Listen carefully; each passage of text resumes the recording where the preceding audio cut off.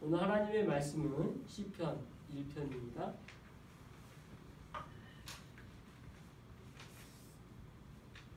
시편 1편 1절에서 6절까지 여러분이 한 절씩 교독하도록 하겠습니다.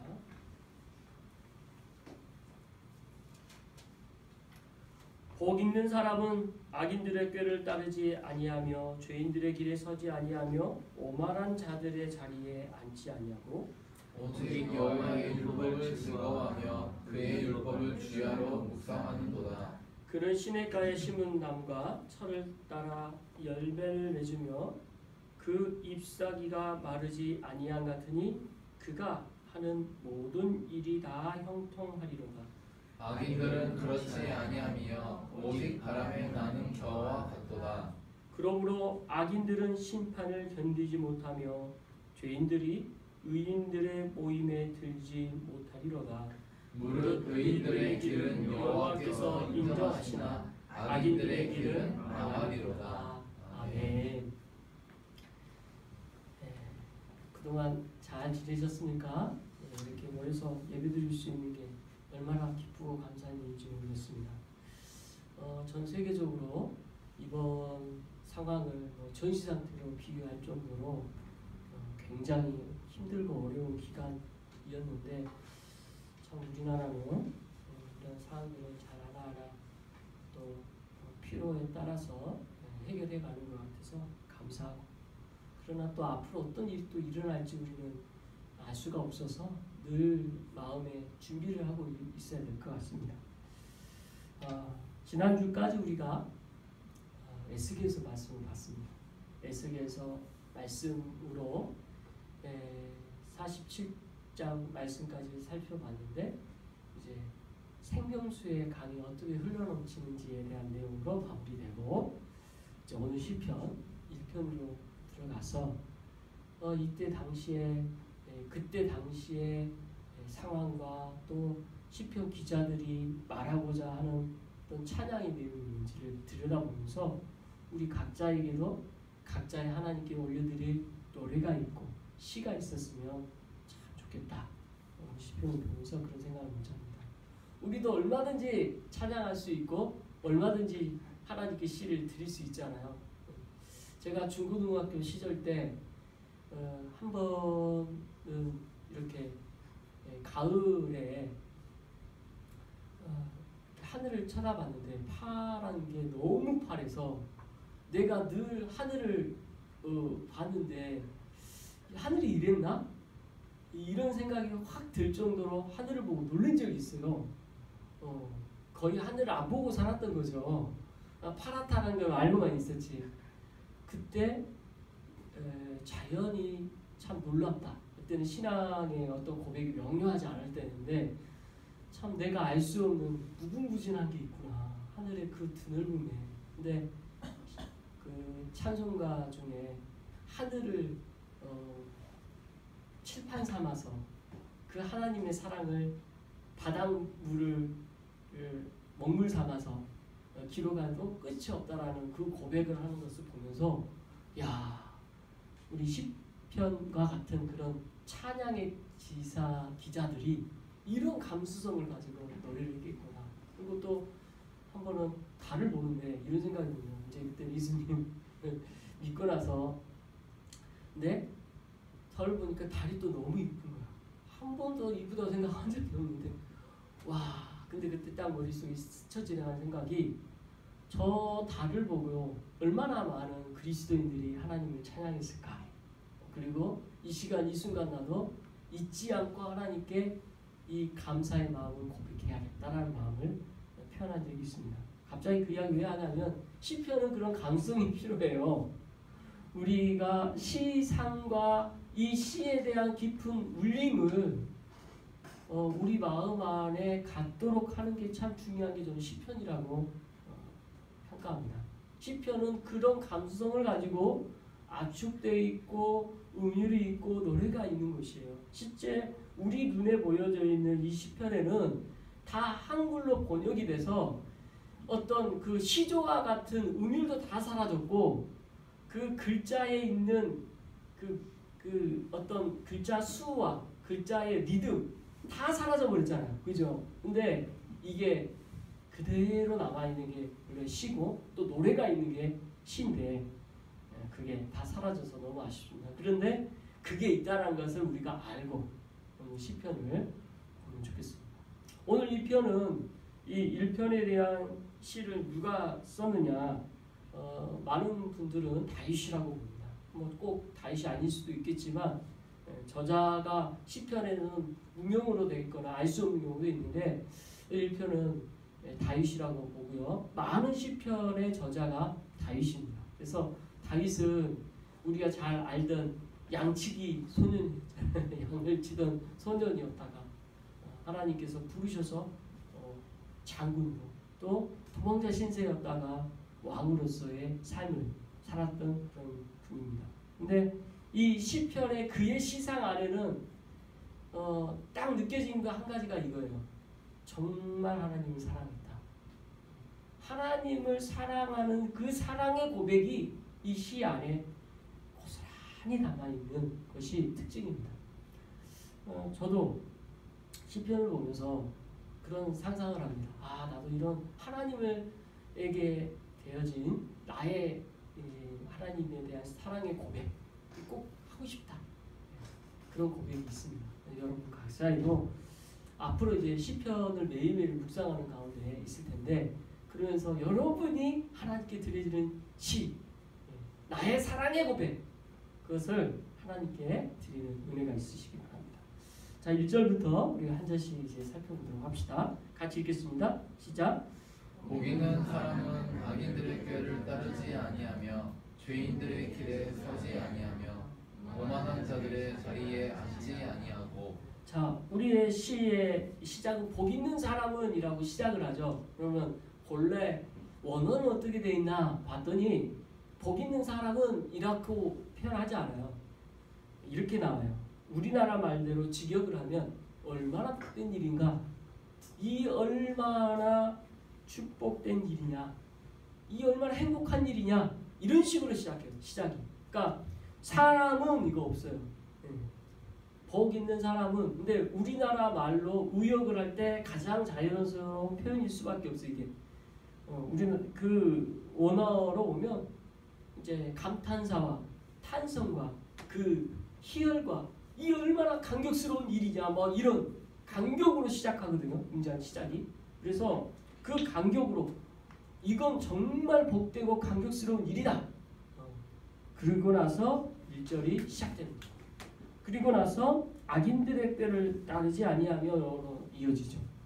그러니까 복된 일이 무엇인지에 대한 감격을 막 가지면서 복되지 않은 일로부터 이야기가 진행되는 거죠.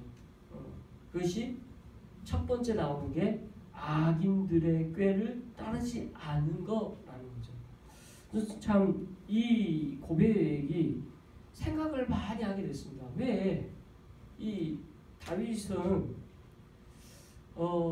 이 시작을 좀 복된 의인으로서 또는 우리가 믿는 자로서의 감격스러운 거 2절 말씀이 먼저 오지 않고 1절에서부터 이 악인에 대한 이야기를 하면 또 특히 악인들의 꾀에 대해서 이야기를 할까? 차라리 악인들의 어리석음이요, 잘못된 것이요, 뭐 이런 식으로 이야기를 하면 더 수월할 텐데 왜 그랬을까? 곰곰이 묵상하겠습니다. 어떤 주석가들도 그 지적을 하더라고요. 근데 그 주석을 읽으면서 제가 느낀 건 이거예요. 다윗은 분명히 이 악인들의 꾀가 얼마나 심각하고 우리의 삶에 투입되기 좋고 이거를 막아내는 게 우리 스스로 어려운 일인지를 말하고 싶은 거예요. 이거는 하나님의 은혜가 아니고서는 악인들의 꾀를 따르지 않을 수 없는 거예요. 다 사람들이 생각할 때 상식적인 것이 악인들의 꾀일 수도 있고요. 하나님의 뜻하고 반대되는 일임에도 불구하고 세상은 그쪽으로 향해 가고 있단 말이에요. 그러니까 우리도 어쩔 수 없이 그렇게 가야 될 수 있는 일일 수도 있어요. 근데 그것이 꾀라고 표현할 수 있는 가장 좋은 단어 아니겠어요? 우리가 우리의 힘으로 벗어나기 어려운 것임에도 불구하고 하나님의 은혜로 따르지 않기 때문에 거기서부터 다윗은 언급을 하고 있다. 다른 시작점을 말씀하고 있다는 것입니다. 그래서 악인들의 꾀를 쫓지 않은 거, 이건 우리의 힘으로 하기 어렵다는 저는 그렇게 결론을 내요. 세상 사람들이 하는 대로 따라가기 쉬운 방법인 거죠. 그것을 하지 않으려고 하는 거, 그게 참 세상의 방법과 다른 방법을 우리에게 말씀하시고자 하는구나. 성경은 다윗을 통해 말하고자 하는 것입니다. 그리고 죄인들의 길이 서지 않고 오만한 자들의 자리에 앉지 않고, 앞에서는 서고 뒤에서는 앉아요. 그러니까 죄인들의 길에, 그 길에 서지 않는 것, 그 유혹에 서지 않는 것, 그리고 오만한 자리에 앉지 않는 것, 마치 동작을 보여주죠. 서 있고 앉아 있고, 죄인들의 길, 오만한 자의 자리, 이곳에서 벗어나게 하는 것이 얼마나 복되고 감격스러운 일인가라고 성경은 말하고 있는 거죠. 그래서 이게 마치 좀 확장성, 그리고 죄의 길에 들어서면 이렇게 가는 것 같은, 결론은 어디까지 가요? 오만한 자들의 자리까지 앉게 되는. 그래서 이렇게 되어지는 것이 세상 사람들이 볼 때는 자연스럽고 당연한 절차처럼 보여주는 것이 이 세상의 원리인 거 아닌가라고 말하는 거죠. 근데 하나님께서는 은혜 받은 자들에게 이렇게 하지 않고도 하나님의 은혜를 알고 또 가지 않아도 되게 하는 거. 저는 지금 이 순간 성경의 예화들이 막 생각나는데 제일 먼저 떠오르는 사람이 아브라함이에요. 아브라함이 했던 죄 중에 하나가 뭐냐면 아내 사라를 자기 누이라고, 실제 누이거든요. 자기보다 나이가 많았고 또 자기의 가족인 게 맞아서 누이라고 이야기해서 다른 왕들이 자기 아내를 차지하고자 하는 그런 유혹과 어려움들을 몇 번 직면하죠. 근데 그때마다 하나님께서 꿈에, 그 왕의 꿈에 따라서 막으시고 여러 번 그걸 피할 길을 주시거든요. 실은 아브라함이 잘못했잖아요. 처음부터 그걸 단절하고 끊어야 되는데 그걸 못하니까 하나님께서 해주셔요. 예, 그거 저는 악인들의 꾀에 따르지 않도록 하나님 막아주셨다 믿습니다. 우리가 설사 그렇게 연약해서 잘못한다 할지라도 아브라함같이 도와주시는 거예요. 또 에스더와 같은 사람을 준비하셔서 그때 당시 가장 큰 어려움을 겪었던 이스라엘 민족에게 생명을 구할 수 있는 통로로 에스더를 사용하신 거죠.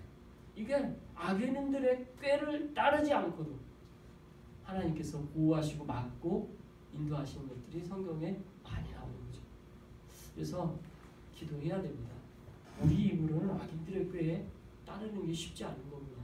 그래서 주님, 이 땅 가운데 살 때 우리가 주님의 보호 아래서 살 수 있게 도와주십시오. 이런 꾀들에 벗어날 수 있게 도와주십시오. 이렇게 기도하는 것이 마땅하다 믿습니다. 자, 그래서 1절에서 그렇게 시작하고 2절 보죠.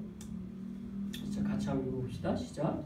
오직 여호와의 율법을 즐거워하며 그의 율법을 주야로 묵상하는도다. 자, 여기서 오직 여호와의 율법을 즐거워하여 그 율법을 이제 묵상하는도다라는, 이것을 이제 킹제임스 번역이 가장 직역적 번역인데요. 그 직역적 번역에는 그러나 그의 소원은 여호와의 율법에 있다 이렇게 직역해요. 그러니까 그 이제 직역만 해도 시적 운율이 다 깨져버리잖아요. 언어적 개념이 다 사라져요. 우리나라 말로 아무리 잘 표현하려고 해도 안 돼. 근데 본래 우리 그 직역적 표현을 오직 여호와의 율법을 즐거워하여 이렇게 표현하죠. 즐거워하고 주야로 묵상하는 자들다. 그래서 앞에서 축복받은 자여 얼마나 놀랍고 감격스러운 일인가 이렇게 시작했던 그것의 이제 실제적인 축복받은 자가 하는 행동, 그것으로 2절에 뭘로 요약해요? 하나님의 말씀에 간절한 소원함이 있는 거예요. 그러니까 하나님의 말씀, 하나님의 이 성경의 말씀에 대한 사모함이 간절함이 늘 있어요. 이 성경을 그렇다 그래서 뭐 우리가 손바닥에 써서 다니라는 거나 그런 의미 아니죠. 근데 이제 이스라엘 사람들은 그 문설주에 하나님 말씀 기록하고요. 그런 전통이 있어요.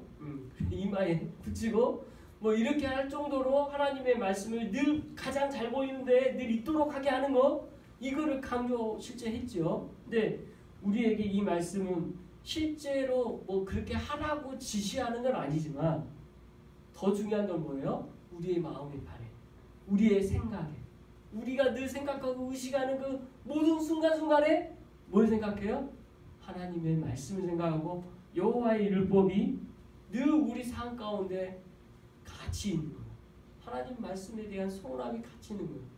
제가 주의적으로 헌신하기 전에도 제 마음의 소원함은 예수님을 그 구원의 기쁨이 너무 크니까, 그 구원의 기쁨이 너무 커서 그 간격에 더 하나님께 가까이 가고 싶은 마음인 거예요. 그리고 하나님에 대한 그 사랑의 그 고백을 늘 더 하고 싶은 마음이 있는 거예요. 이게 그리스도인으로서 마땅하게 드려지는 생각입니다. 그래서 주님을 사랑하는 자는 막 더 하나님을 알고 싶고, 더 알고 싶은 마음이 더 커서 간절함이 생기고, 그래서 하나님의 말씀을 늘 가까이 할 수밖에 없는, 그것이 오늘 2절의 핵심인 거죠. 그래서 여호와의 율법을 즐거워하여 그 율법을 주야로 묵상한다 라고 고백하게 되는 것입니다. 날마다 밤마다 늘마다 매 순간 하나님 말씀 늘 생각하게 됩니다. 오늘 아침에도 이렇게 간단하게 아침 먹는데 시편 이 1편 말씀이 다시 생각이 나는 거예요. 그래서 묵상하는 게 뭘까? 나도 모르게 밥을 먹고 있는데도 하나님 말씀의 이 더 깊은 뜻이 뭘까? 생각을 하다가 이 2절을 다시 떠오르게 되고, 그 2절 떠오르면서 이게 묵상하는 거지. 그렇지. 매 순간 하나님의 말씀에 대해서 생각하는 게 묵상이구나. 그게 하나의 방법이겠구나. 모든 건 아니겠지만 하나의 방법이겠구나. 그래서 여러분, 하나님의 말씀을 즐거워하면서 이렇게 늘 묵상할 수 있는 것이 필요합니다. 이 시편 1편은 다 외우셔도 좋죠. 너무 좋죠. 묵상하는 게 여러분의 삶 가운데 이 시편을 묵상하면서 생활화되시길 바랍니다. 이게 2절이 말하는 거예요. 어떤 사람이요?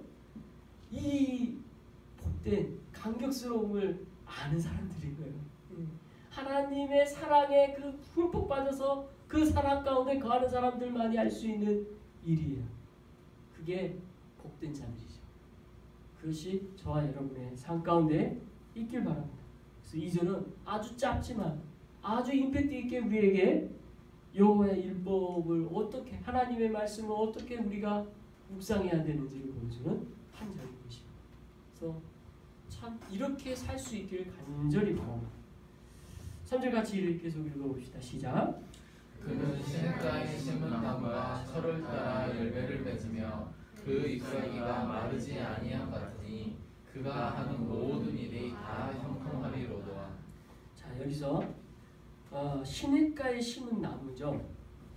참 재밌는 게 이 복된 자, 축복된 자 앞에서 이 얼마나 복되고 축복된 일인가의 그 감탄사의 그 사람, 그는 바로 그 사람이겠죠. 그 사람은 시냇가에 심은 나무래요. 근데 여기서 뜯어서 봐야 될 게 시냇가에 심겨진 나무잖아요. 이 시냇가에 심겨진 게 너무 중요해요.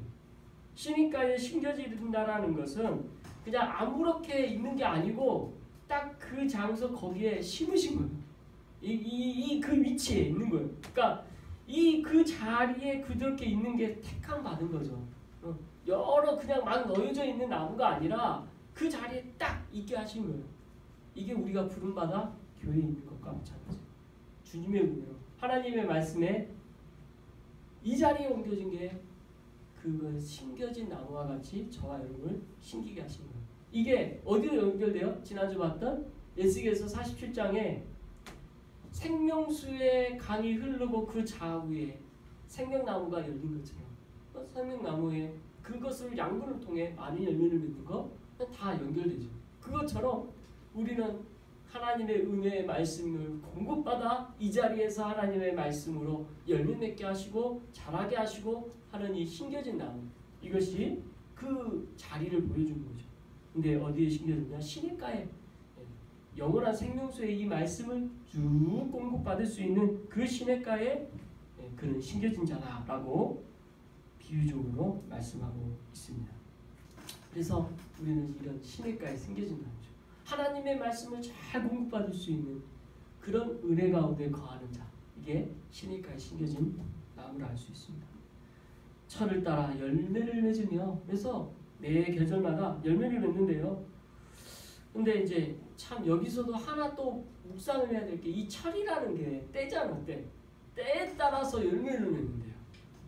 이게 우리가 잘 아는 것처럼 봄이 되면 싹이 터서 아름다운 꽃들을 피우는 데까지 시간이 필요하고 열매를 맺잖아요. 열매를 맺는 데에는 가을이 돼서 맺는 게 있고 여름이 돼서 맺는 게 있고 늦 가을이 돼서 다 달라요. 때를 우리가 보면서 압니다. 그죠? 다 달라 때가. 그런데 우리에게도 마찬가지예요. 철을 따라 다 때와 시기가 있는 거예요. 이 때와 시기가 우리는 알 수 있을까요? 우리 인생 가운데 우리의 거하는 우리는 잘 몰라요. 알기가 어렵습니다. 그러나 우리가 믿어야 될 바 하나는 철이 있다라는 거. 하나님이 정하신 때가 있다라는 거. 그 때에 우리는 순응하며 그 섭리 가운데 산다라는 것을 우리는 고백해야 된다는 것입니다. 그리고 나서 그 잎사귀가 마르지 아니한 것 같으니 그가 모든 일이 다 형통하리로다. 혹시 여기 계신 분, 나 형통하지 않은 것 같아요 하신 분 있습니까? 그러실 것 같아서 제가 성경 인물 한 명을 끄집어 왔습니다. 창세기 39장 1절에 보면 이런 내용이 있죠. 주보에 있습니다. 39장 1절부터 3절까지 한 목소리를 같이 읽어보겠습니다. 시작. 요셉이 끌려 애굽에 내려가매 바로의 신이 되자 애굽 사람 보디발이 그를 데리고 데려가 이스마엘 사람을 손에서 요셉이 사니라. 여호와께서 요셉과 함께 하심으로 그가 형통한 자가 되어 그의 주인 애굽 사람에게 있으니 그의 주인이 여호와께서 그와 함께 하심을 보며 또 여호와께서 그의 범사에 형통하게 하심을 보았더라. 자, 39장만 딱 떼놓고 보니까 이게 무슨 내용인가 할 텐데요. 요셉이 지금 쉽게 말하면 노예로 가 있는 상태를 말합니다. 이 37장에서 마지막에 어떻게 끝나냐면 이 요셉의 형들이 이 이스마엘 사람에게 판 장면까지 나오고, 그리고 이제 39장 1절로 이어지죠. 요셉의 마음과 심리 상태가 어떠겠어요? 형들로부터 버림받았어요. 다시는 집에 갈 수도 없고 죽이려고 했는데 그나마 유다가 그걸 막아가지고 죽게 하지 않도록 머리를 쓴 거죠. 그래서 형들 몰래 유다는 가서 자기 동생을 구할 생각을 가지고 있었으나 거기까지 안 됐어요. 그래서 결국 진짜 노예로 팔려가게 된 상황이죠. 그러니 지금 요셉의 이 상황은 가족으로부터 버림받고 신앙으로부터 떠나게 되고 처참한 상황입니다. 이보다 더 비참한 게 어디 있을까요? 가족으로부터 버림받았다. 어마어마한 괴로움과 어려움을 갖는 상황인데, 성경에 보니까 오늘 봤던 단어가 공통적으로 나온 게 있습니다. 뭐예요? 형통이라는 단어. 어떻게 이걸 보고 우리가 형통이라고 볼 수 있을까? 근데 성경은 이런 상황에 놓여져 있는데도 불구하고 요셉이 형통하였다 라고 말합니다. 왜 형통하라고 말할까요? 그래서 3절에 나와요. 여호와께서 그와 함께 하심을 보았다라는 거예요. 자, 내가 지금 형통하지 않은 것 같다 라고 생각하시는 분 있죠? 요셉보다 나을 것 같고요. 더 중요한 것은 그러다 할지라도 여호와께서 우리와 함께 하시면 그것이 형통한 것입니다. 우리의 관점은요, 세상 속에서 살지만 그 세상 속에서 살면서도 우리가 형통함에 대한 기준이 다르다는 걸 알아요. 돈 못 벌 수 있고 어려움을 처할 수 있어요. 그래도 그것과 상관없이 구원받은 자녀는 형통한 것입니다. 하나님께서 우리와 함께 하시기 때문에 좀 그것에 대하여 우리는 성경에서 말하는 형통함이 무엇인지를 좀 알아야 됩니다. 우리가 가지고 있는 세계관에 들어있는 좀 다른 면이 뭐냐면 하나님을 믿으면 복된다 이런 거 이런 개념이 성경은 절대 말하지 않거든요. 그게 전제되지 않아요. 전 반대로 오늘 보면 말하고 있어요. 하나님 믿어도 가난하고 노예로 팔릴 수도 있고 죽을 수도 있다라는 게 성경이 말하고자 하는 내용이거든요. 그러니까 여기에서 벗어나지 못하면 우리는 너무 어려운 신앙생활을 해요. 하나님에 대한 원망이 들 수밖에 없어요. 아, 내가 이렇게까지 열심히 공부했는데 왜 서울대 못 가? 제가 고3 때 가졌던 생각이야. 미치는 줄 알았어요. 나 2시간밖에 안 자고 공부 열심히 했는데 내 목표는 서울대인데 왜 그게 안 돼? 그래서 고3 내내 열심히 교회를 다녔는데도 제 안에는 그게 필요했거든요. 그래서 신앙생활을 열심히 했던 게 있었기 때문에 대학교 1학년 돼서 어마어마한 제 마음에 신앙의 회의감이 있었어요. 그 신앙의 회의감은 아주 강력해서 어느 정도까지 갔냐면 내가 하나님 이제는 안 믿겠다라는 데까지 가게 됐어요.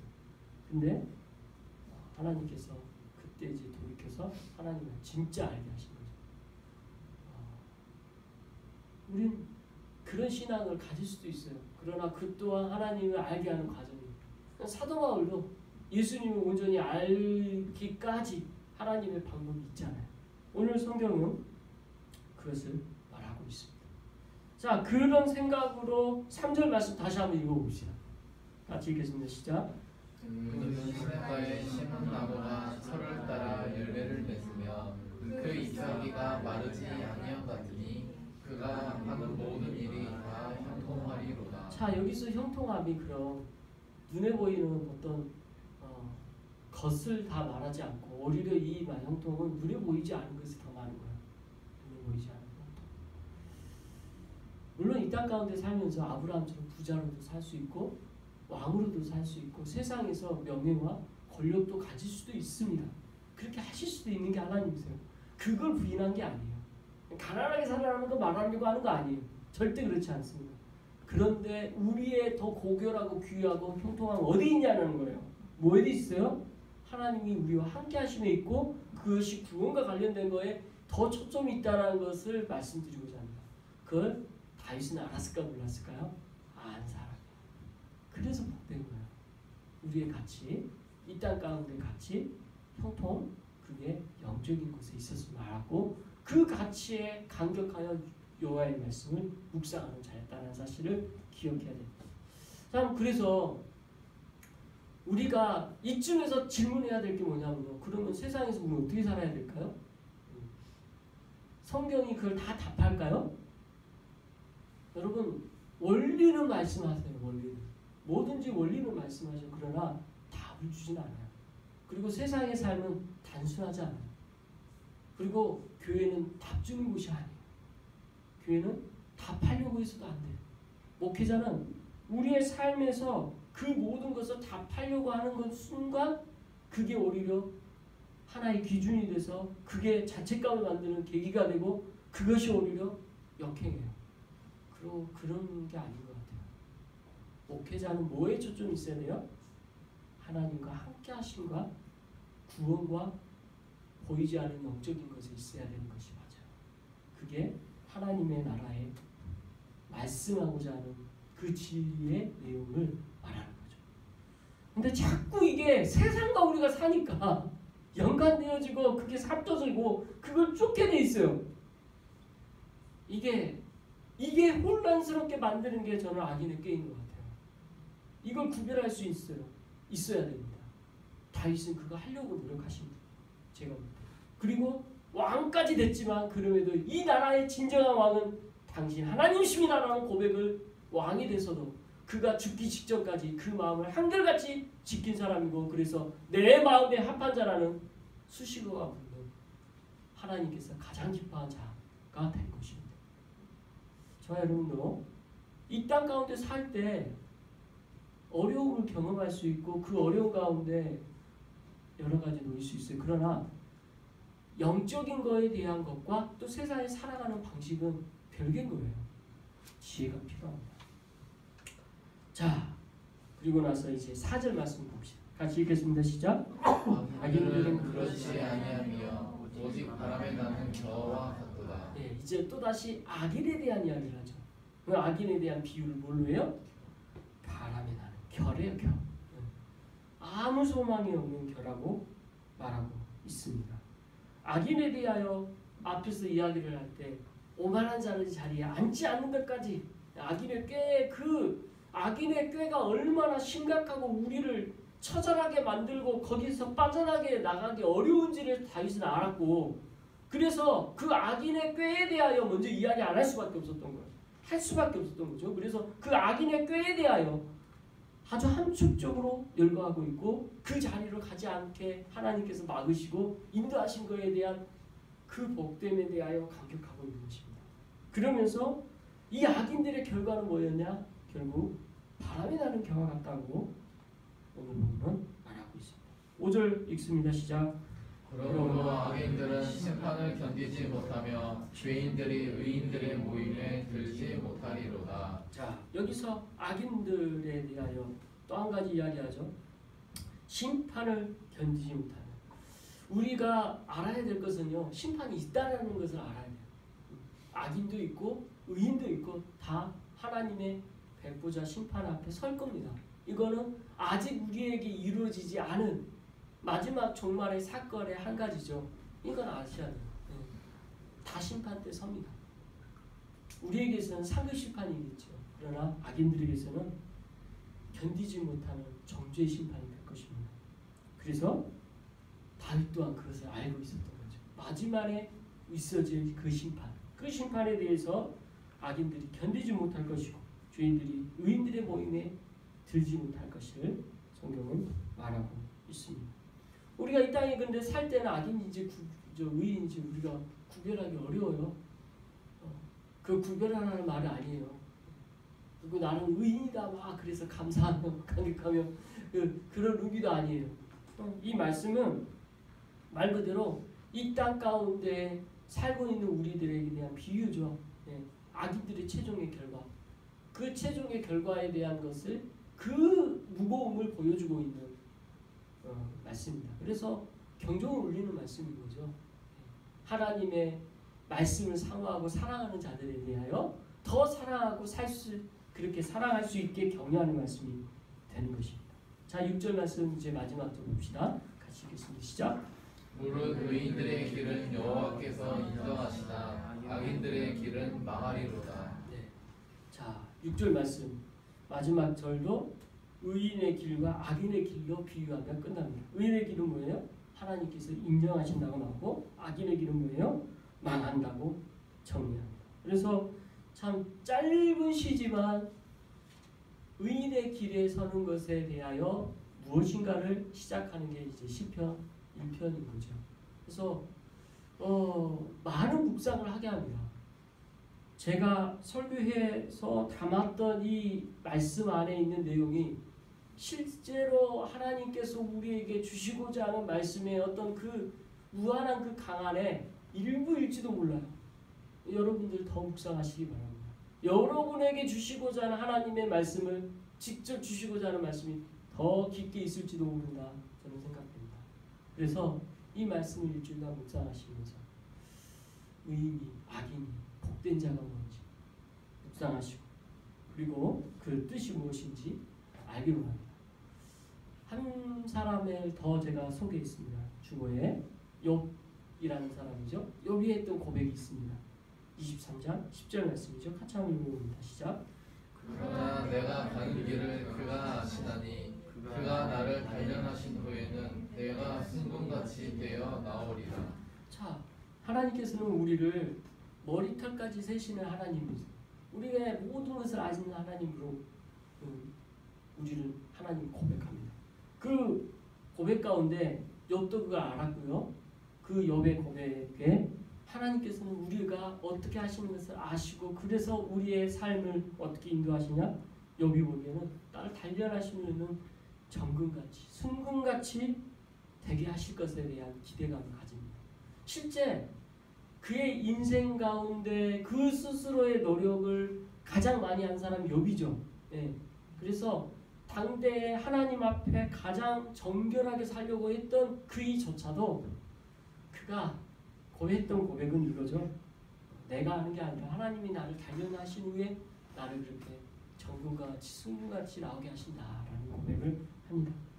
우리는 이 땅 가운데 살면서 하나님께 그렇게 맡길 수 있어야 돼요. 내 삶이 하나님의 손에 있습니다라는 걸 고백하고 나를 그렇게 인도하실 것에 대해서 고백할 수 있길 바랍니다. 이게 의인의 길이라는 거죠. 그것을 하나님은 인정하시고 이끄시고 말씀하신다. 자, 오늘 말씀 이제 마무리합니다. 의인이 무엇일까? 그리고 우리가 이 땅 가운데 주님의 말씀하시는 뜻이 무엇일까? 그 때가 무엇일까? 예, 그걸 궁금해하며 하나님의 말씀 가운데 거하는 것이 오늘 말씀하고자 하는 방향성입니다. 다윗이 그의 인생에 있어서 왕이 되는 데까지 얼마나 오래 걸렸습니까? 그가 기름 부음 받은 것은 어렸을 때인데 실제 왕이 된 것은 한참 후였습니다. 하나님께서 그가 왕이 될 수 있도록 세워가는 과정이 있었고 또 왕이 돼서도 더 주님의 뜻대로 또 세워져 가는 과정이 있었습니다. 우리 인생은 마찬가지죠. 다윗과 우리가 다른 점은 다윗은 왕이라는 직책을 눈에 보여준 게 있어서 좀 감사한데 우리는 그게 없다는 거. 그러나 우리는 더 좋은 것을 줬죠. 하나님의 자녀가 되었다는 거. 그 확신을 갖고 하나님의 자녀로 이 땅 가운데 감사와 감격함으로 사는 저와 여러분이 되시길 그리스도의 이름으로 축원합니다. 기도하겠습니다.